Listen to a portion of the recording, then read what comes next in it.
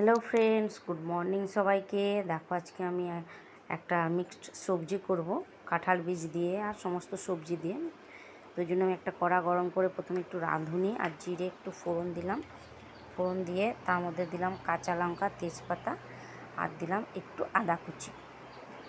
তো মশলাটা ভালো করে একটু আদাটা ভেজে নিয়ে তারপরে দিয়ে দিলাম কেটে রেখে ডাঁটা, একটু কুমড়ো, আলু আর কাঁঠাল বীজ, আর দিলাম হচ্ছে তোমার পটল আর টমেটো, জিরে গুঁড়ো, হলুদ গুঁড়ো, লঙ্কা গুঁড়ো। তো সব কিছু মশলা দিয়ে ভালো করে সবজিটা একটু ভেজে নিলাম।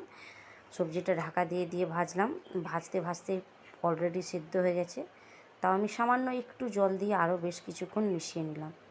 তো তোমরা এইভাবে একবার ট্রাই করো, খুব সুন্দর লাগে খেতে।